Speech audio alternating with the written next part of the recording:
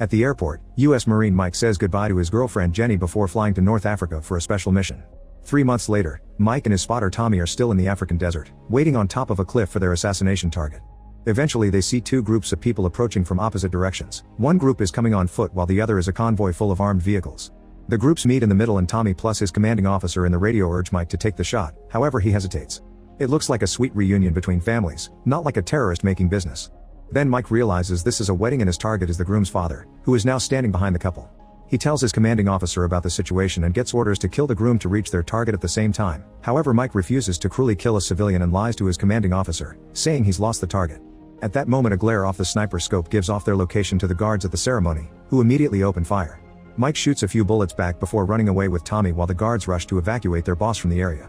Some of the guards start making the way toward Mike and Tommy in their vehicles, so the duo has no choice but to jump and roll down the hill. They run to hide behind a rocky formation and Tommy calls his commanding officer to ask for rescue. However, his GPS has broken and he can't offer their exact position. The enemy is getting closer, so Mike shoots at the hill to make them go in a different direction. Suddenly their enemies leave because they see there's a sandstorm coming. Mike and Tommy decide to use it as cover and walk through it as Tommy makes another call. His commanding officer tells them to reach a village located 5 hours to the west so they can be picked up. Eventually the duo manages to get out of the storm and starts walking under the unbearable desert sun. Tommy talks all the time and shares stories about his son and wife at home, but Mike still doesn't say much. Frustrated, Tommy points out that something is obviously eating Mike on the inside and asks about Jenny, wondering about the possibility of marriage. Mike explains he does want to marry her but he can't yet because it's complicated. Moments later they get a message on the radio explaining that the main team has had complications and the new pickup spot has been chosen, meaning the duo will have to cross the desert to get there. Because of the dunes, the radio won't always work so they'll have to be extra careful. After lots of walking, Mike and Tommy encounter the sandstorm again and stop to wait it out. They can see a guy with a child at the end of a rope walking through the storm, but they don't seem to notice them back so the duo doesn't shoot. As the wind blows, a warning sign comes off its pole. Once the sandstorm is gone, Tommy and Mike continue to walk under the scorching sun. Suddenly the warning sign lands right in front of Mike's feet. He can't read it, but the skull obviously means danger and he remembers that the USA has buried tons of landmines in this area. However, Tommy thinks Mike is taking it too seriously and explains it's a trick from the locals to keep enemies away from their villages. Tommy also points out that turning back means dying of thirst, so he just keeps going, confident that the sign means the village is near. After a few hours of walking, Mike freezes when he steps onto something, but it's just a little toy soldier. He puts it away in his vest before noticing that Tommy is out of water, so he shares his own. Desperate to keep the mood up, Tommy begins walking backward as he keeps teasing Mike for overthinking things. Suddenly a click can be heard and Mike tries to warn his friend, but it's too late. Tommy takes another step and a landmine explodes. As his ears ring, Mike takes a step towards Tommy, only to hear another click. He freezes in shock as he realizes he's standing on top of a landmine and can't move without activating it. Once the sand from the explosion clears out, Mike can see Tommy has survived but lost both his legs. He can't stop yelling in pain and begging for help, so Mike yells back to calm him down and explain the situation. Under Mike's guidance, Tommy tries reaching for his bag with the radio, but the pain is too much. His mood gets worse when he looks down and discovers he's missing his legs, causing him to freak out. Mike calms him down by reminding him of his family and mentions the medicine injections they carry in their vest. Tommy immediately takes both instead of saving one for later like Mike says. Then Tommy tries for the bag again and this time he reaches it, but unfortunately the radio isn't working. Getting desperate, Mike considers stepping away from the landmine because there's a chance it's old and broken. However, the risk is high and Tommy wants him to live, so he takes out his gun and asks Mike to send his love to his son before self-deleting. Mike yells in frustration and grief, but quickly stops himself as he realizes freaking out may make him fall. Then he starts lowering his body extremely carefully until he's down on one knee and uses his knife to gently move the sand. He finds some round metal under his foot, confirming he's on top of a landmine. Unbeknownst to Mike, a man is watching from afar but leaves without helping.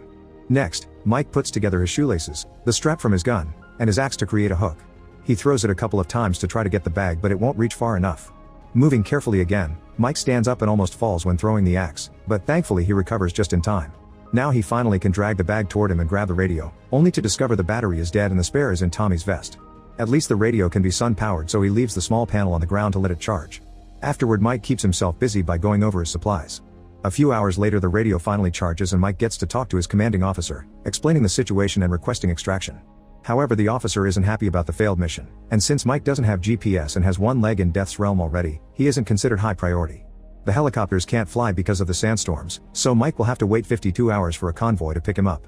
Mike isn't sure he can survive that long but he has no other choice and starts a timer on his watch. The commanding officer reminds him lots of mines are old and broken and that there's a trench technique to survive this problem. However, the communication cuts off before he can finish explaining. A few hours later, Mike eats some of his rations, noticing he doesn't have much left. Suddenly the sandstorm starts approaching again, so Mike quickly covers his face, grabs his things, and bends over to wait as still as possible against the wind. His body trembles a lot, but Mike is strong and gets through it without activating the landmine. Once the storm has passed, Mike looks around and discovers the wind pushed Tommy's body right next to him. After covering his friend's face with his hat, he opens the vest pocket and finds a picture of Tommy's family. He takes a minute of silence and puts it back before finally grabbing the battery. Unfortunately, the wind has blown the bag too far and now he doesn't have access to the radio. The depressing irony makes Mike laugh. As time passes, Mike can't do anything but wait.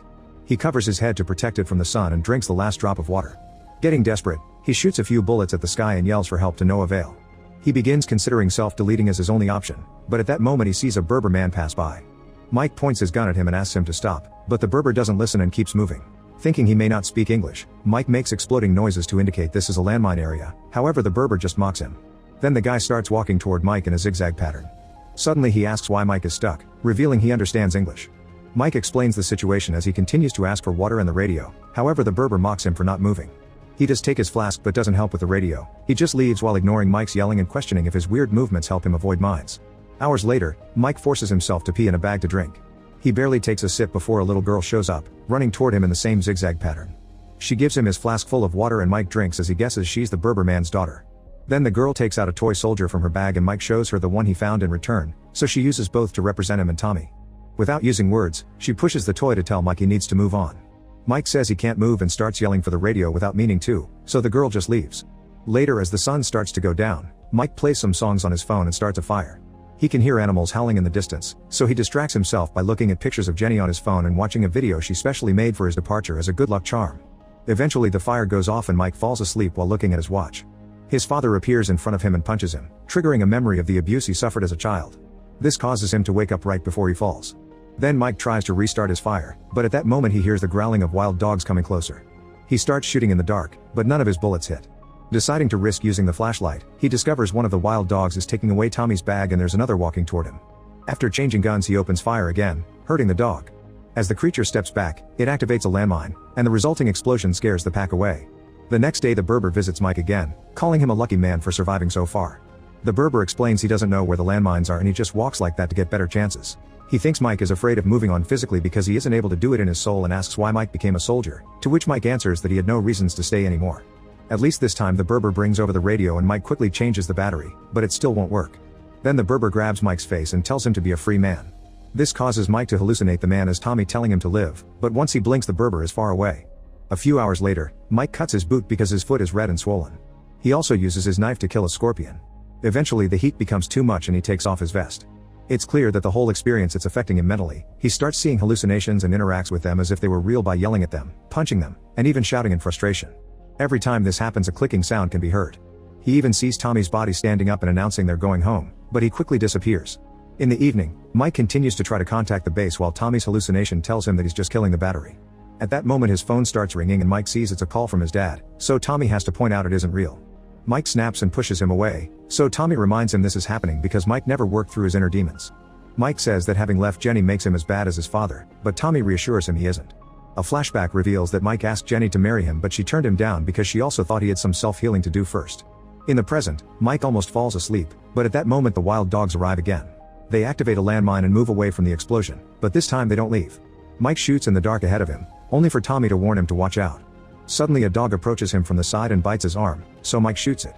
Then Tommy convinces him to try the technique his commanding officer mentioned, thus Mike desperately starts to dig in the sand.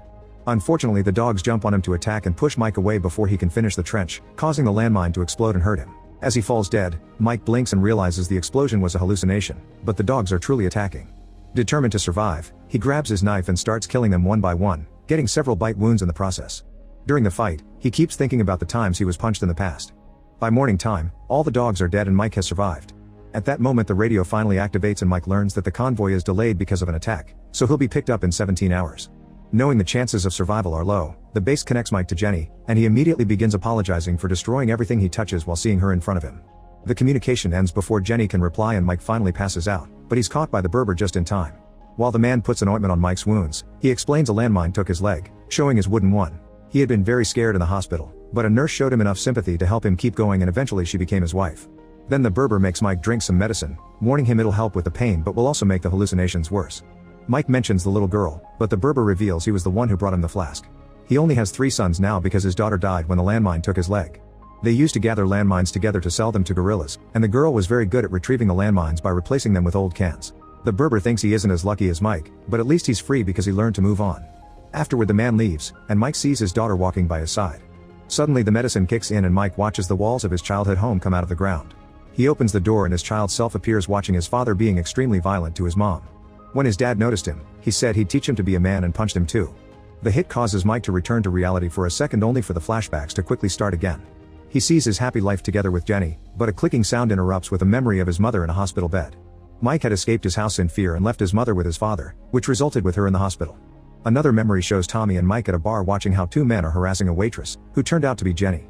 Furious, Mike came to her defense and began beating the guys up with lots of pent-up aggression. The hallucinations mix again and his dad reappears to punch him. Mike's mind changes between the desert and the memory of his mom dying in the hospital, which makes him feel guilty to this day. It's the Tommy vision that finally makes him snap out of it to warn him the convoy is coming. A voice in the radio is also trying to contact him, but Mike's dry throat can barely speak. He tries waving a hand, but he's too far to be seen. Then Tommy reminds him of the smoke grenade and when Mike is about to grab it, he's suddenly shot by an enemy hiding in the dunes. Thinking about Jenny as encouragement not to give up, a bleeding Mike bends over and finally grabs the smoke grenade, but before he can activate it, the enemy shots again and causes him to drop it. Memories of arguments with Jenny and his departure fill his mind as Mike fires back, shooting as many enemies as he can before running out of bullets. His father appears again and Mike remembers his mother telling him to let her go. Confused and overwhelmed, Mike points his gun at his father, who encourages him to do it. However, he thinks of Jenny and how he asked her out after the fight at the bar, so he decides to be good for her and not shoot. His father hugs him at the same time he remembers a hug from Jenny, helping him to finally move on. The convoy won't stay much longer and the grenade isn't close enough. Mike remembers the Berber's words and carefully steps away from the mine, but nothing happens. Shocked, he digs out the mine only to discover it was one of the girl's cans all along. Inside the can, he finds a toy soldier. Mike laughs in relief and finally gets the grenade, activating it just in time for the convoy to find him and rescue him. Sometime later, a healed Mike returns to the USA and reunites with Jenny, ready to start a better life for her. Make sure to subscribe and turn on notifications so you can watch more videos like this. Thanks for watching.